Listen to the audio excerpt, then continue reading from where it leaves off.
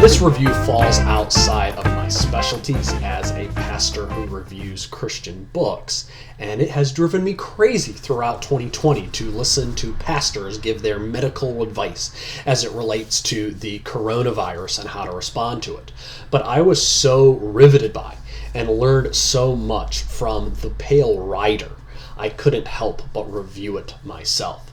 The first thing I want to say about Laura Spinney's Pale Rider, the Spanish Flu of 1918, and how it changed the world, is that this book is just flat out fascinating. And it is fascinating for several reasons. First, we all too often fail to appreciate just how much the world has changed over the last 100 years. How different the early 20th century was in comparison to the early 21st century. In 1918, a large percentage of the population still believed that germs and viruses were a myth.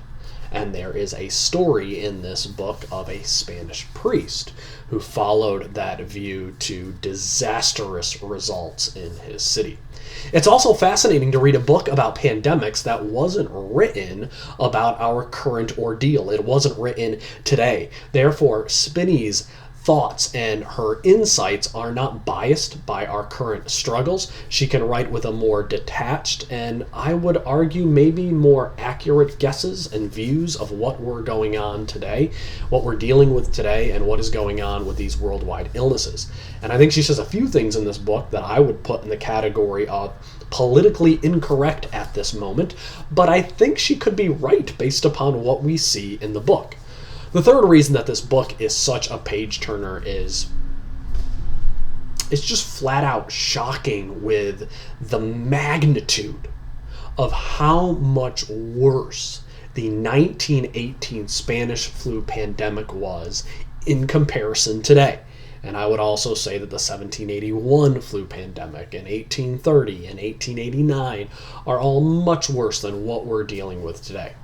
Thanks to both our advances in modern medicine and what appears to be a much less lethal virus than a novel flu, we should all be thankful that the coronavirus is not just the flu, as a lot of people like to say, because if it was a novel flu virus, it could be exponentially worse.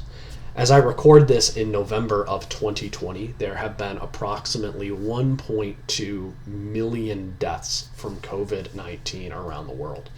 And that number just sounds so big, it's hard to get our minds around it. But the Spanish flu, over its first 12-month period, from March 1918 until March 1919, the Spanish flu took 50 to 100 million lives. That is possibly 5% of the global population. And so if we want to take 5% of the world's population today, that would be a number of 390 million lives. So if the 2020 pandemic was as bad as the 1918 pandemic or other past deadly pandemics, it would be just incredible to see hundreds of millions. It would be tragic instead of the 1 million that we have today. So it's just shocking to see how much worse these pandemics were in the past in comparison to what we're dealing with today, because what we're dealing with today just, it feels so terrible, so world-shaking, but what went on 100 years ago was far worse. And one of the things that made Pale Rider so good to me as a reader is that while it was full of numbers and statistics, anything that you would want for a book on a pandemic, breakdowns of numbers by age and location and more, it wasn't just like we had pie charts and graphs throughout the book and lists of numbers, but the book was filled with illustrations that talked about what it was like to live in 1918 through that pandemic, and then the statistics are peppered throughout the book as opposed to just being thrust down your throat like you're getting shot with a giant fire hose of numbers. There are stories in the book like in October that as the Spanish flu began to spread like wildfire through the nation of Brazil, the Brazilians, their biggest fear was not the flu, which was killing them by the thousands, but it was that there would be a scientific dictatorship in Brazil, as people feared government overreach more than the sickness from the flu. So maybe we're a little bit more like our forefathers than we think we are. The Spanish flu also wasn't called the Spanish flu everywhere around the globe. I just assumed that everywhere other than probably Spain, they called it the Spanish flu. But in Japan, the first people who were sick were sumo wrestlers, so they called it the sumo flu. And then we have tragic stories, like in Bristol Bay, Alaska, where they lost 40% of their population in that small city. And also in Alaska, there were entire tribes that were lost to the pandemic. Languages in Alaska that are no longer spoken today due to the 1918 Spanish flu. And here's one of the more interesting parts in the book in light of today's politics. Upon the death from flu of one German immigrant to America, for example, his widow and son received a sum of money. They invested it in property, and today the immigrant's grandson is a property magnate purportedly worth billions. His name is Donald Trump.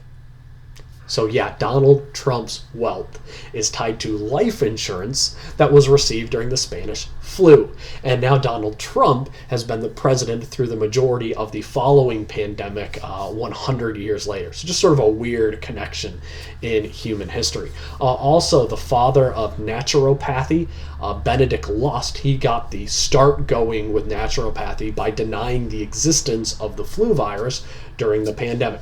So both the Trump's wealth and then naturopathy came out of the Spanish flu. Pale Rider was the best historical nonfiction book that I have read since The Great Fire by Lou Urenick, which is a book I read about 2 years ago. If I could change anything about Laura Spinney's book, the one thing I would change is that I would have read it earlier. I wish I would have read this book in February of 2020 as opposed to in October of 2020. So I'm going to say to you, read it now. Grow in your understanding of past pandemics as well as what we're dealing with today. If you enjoyed this review, I'd encourage you to subscribe to the Rev Reads YouTube channel.